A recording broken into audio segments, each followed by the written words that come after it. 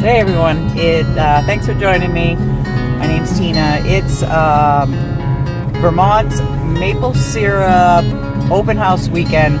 So there are hundreds of places across the whole state that you can go and watch them making the syrup out of the maple that comes out of the trees. And they've got lots of different events and music and breakfast. So I'm headed out early. It took me about 20 minutes to get my car unburied. You can see it, there's a lot of snow. We had snow and ice layers, makes for a nice chunky mess on your car. So I'm on my way. We'll go get a nice breakfast with some fresh maple syrup on pancakes, of course. Not something I do often, but this time of year, absolutely. And maple sausage and maple bacon and maple ham.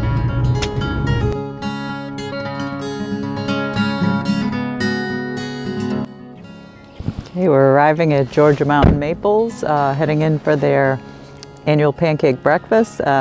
Quite a line of cars here. Yesterday I got to drive right up. So we're back here with the evaporators. Yeah. Nice. Oh, the smell, if you could just bottle that. Smell-o-vision. So what happens? So this is our, these are our evaporators, our 3 evaporators, where we boil our maple syrup. Boil it down to a finished product. So it comes out fresh out of the trees in these containers, no, or I other? Started you backwards. This is where the finished product ends up. Yep. Right here. And then you're filling those with the we fill the barrels, correct? Barrels. And then you ship it off where? Whoever many wants places to buy it, as you that's can, right? Whoever has the best price. Yeah, we send to Canada, New York, New Hampshire. So vacuum pump room where the maple comes in. Where the sap comes in. Sap comes in right through all the tubes? All through these pipes that are along the wall into these releasers, these 4 releasers right here. So picture this mountain. Straight line from the trees Straight outside? line, yeah, we don't even have to touch it. It's oh, wow. Great. Yep, vacuum pulls it down. We have enough 5/16 tubing to wrap the state of Vermont and New Hampshire. Wow. Yeah, my guys put on some miles. I bet. Yeah. Raw sap just comes in. These are. So this is raw sap? This is raw sap. Yep. Yeah. Oh wow! I didn't realize it was so clear. Yeah. Right. You can see the bottom right there. That has a little color to it. I mean, it's mostly water. It's 2% sugar. So. That's why it takes so much work exactly. to get it out of it. Yeah, these are 9,000 plus gallons each tank. Wow. We have our deer camp that pumps over. There's a pump station underneath it, built just like this. Tanks, concrete tanks with a releaser room on the side. So say that again. So this is the reverse osmosis. Is that a newer technology, or newer thing going on? No, they've been doing it for quite a while, I'd say. So, and that's reversing, so you're using the water better, or you're pulling the water out? Taking the water out. So what they use the reverse osmosis machine for drinking water, they're taking the bad stuff out of the water and keeping the water. Yep. We are dumping the water and keeping the bad stuff, which is actually our sweets. Okay. Yeah. So we can take that 2% sap and sweeten it up to, I do 19% to speed up the boiling process.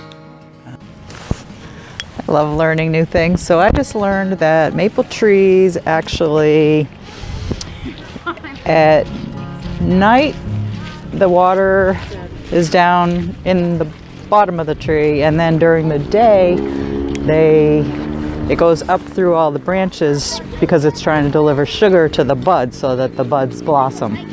And then at night, it goes back down again. The waters go back down. And then it comes up and then down, but it knows well enough that if it's going to be a yucky day out or windy day, then it will stay down. It's smart enough to know that if it makes those little branches heavy, that they will fall off. They'll break and fall off. Pretty amazing. Nature is so cool.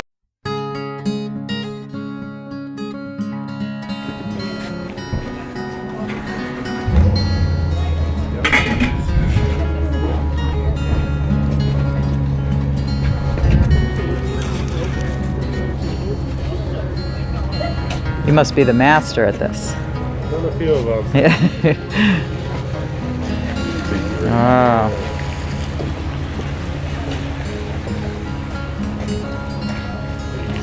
Nice. Thank you.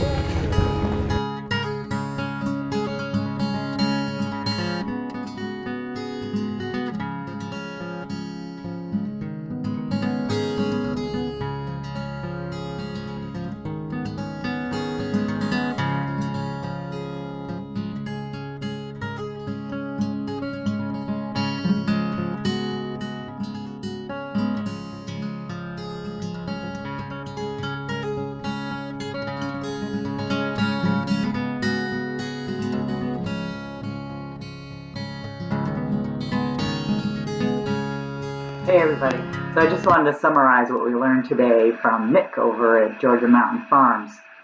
He was kind enough to take me to all the different stations and we could see how the process of making maple syrup is done.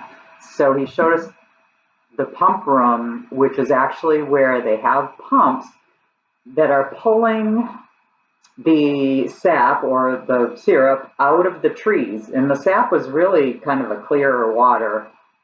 To me, it looked like sweet water. But the pump room, there's PVC pipes out to the trees that pull it in. There's no more having to carry the buckets in the way that, you know, the old times.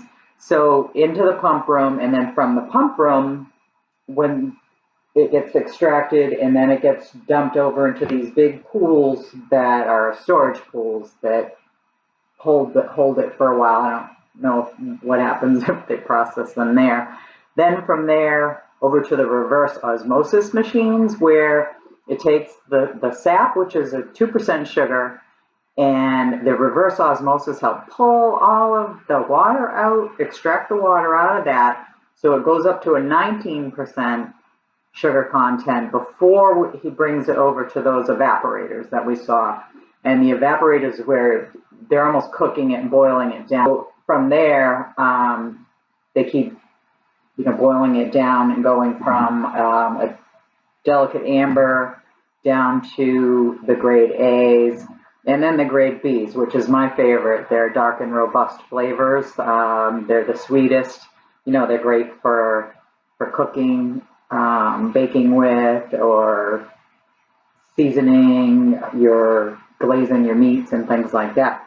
And what I didn't know, and I haven't tried yet, is the birch syrup. They do birch syrup now, and I guess all Alaska doesn't have regular maple trees like we do, so they just have birch. So it has a very different flavor, but I have yet to sample that. I'm going to do that soon. We also got to see this weekend people doing sugar on snow. In Massachusetts, where I grew up, I hadn't heard of it. But basically, so they're even cooking the syrup down even more on the stovetop or over fire somewhere, and then they literally pour it onto snow, and it candies it up really quick and makes it caramelly that you can roll up on a stick and eat. So apparently they discovered this when batches went bad or overcooked, and in the winter they throw them out in the snow, and they watch this candy happen.